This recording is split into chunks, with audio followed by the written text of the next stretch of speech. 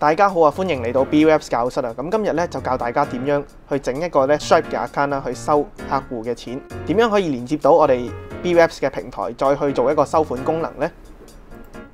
嚟到 Stripe 嘅畫面啦，我哋就可以撳 Start Now 即刻開始啦。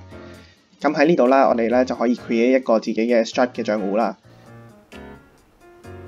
咁呢度嘅一個密碼咧，就要咧 set 得比較長少少，同埋咧就比較保密少少嘅，因為咧呢個密碼咧係會用嚟保障到你嘅賬戶嘅安全啦，因為呢個賬戶係會做到一啲收付款嘅動作啊等等啦。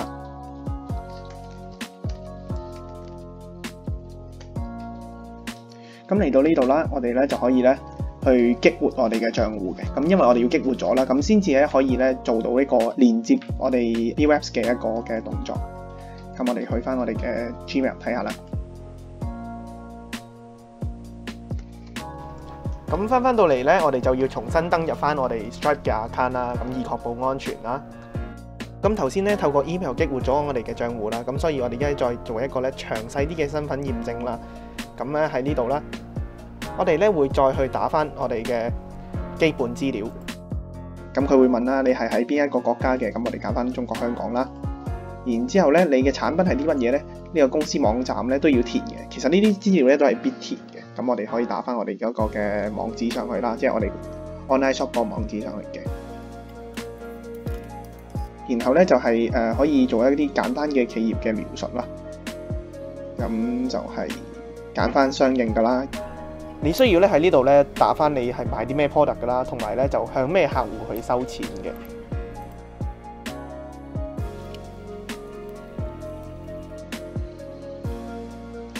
然之後落到嚟啦，咁佢就會問一啲關於帳戶嘅詳細資料嘅，咁呢啲都係要填噶啦。咁咧就會問翻你公司嘅類型係乜嘢啦。咁我哋就會揀翻我哋係一個嘅公司啦。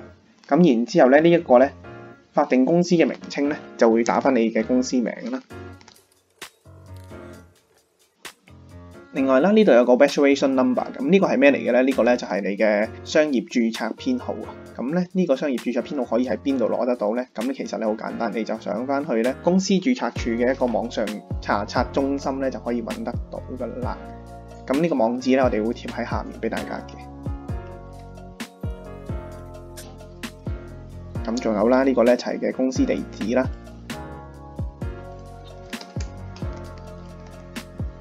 咁佢就會問你係咪喺公司咧佔有超過25% 嘅股份嘅，咁你可以答翻是啦，打翻個 percentage 係幾多，然之後咧就係你嘅出生日期啦。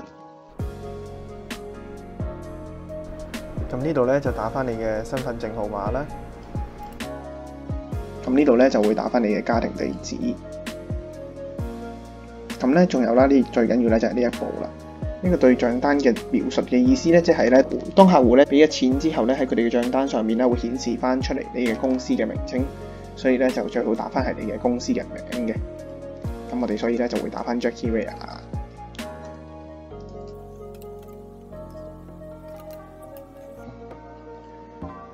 跟住咧呢度就可以打翻你嘅客服電話啦。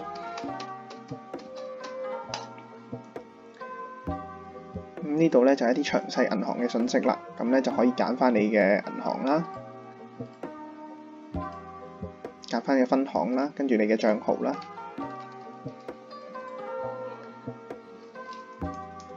咁呢度佢喺我哋下面啦，咁有兩步可以驗證嘅。咁呢個驗證器就係 Google 一個驗證器，用嚟驗證身份嘅啦。咁其實正常都係用手機會比較方便啲。咁咧，所以咧我哋就撳呢個獲取手機短信啦。然之後打翻自己手機號碼啦，咁啊等佢 send 一個嘅驗證碼俾我哋。好，咁然之後咧就可以咧打翻你收到嘅驗證碼上去啦。咁你會見到你有個緊急備份代碼噶啦，咁就係用你咧如果唔見咗密碼嘅時候，就可以用呢個密碼咧攞翻自己嘅帳號啦。好，轉眼間咧我哋已經成功激活咗我哋嘅帳戶啦。咁咧，我哋亦都會有一個 API 嘅 key 嘅。咁呢個 API 嘅 key 咧，就可以用嚟咧，同我哋 BWebs 嘅後台嘅一個收款功能咧，去對接翻嘅。咁只要將呢條 API 嘅 key 咧 copy 咗佢啦。咁畫面你見到會有一個密匙嘅，咁就我哋撳顯示咧，就會可以睇到嗰條 key 噶啦。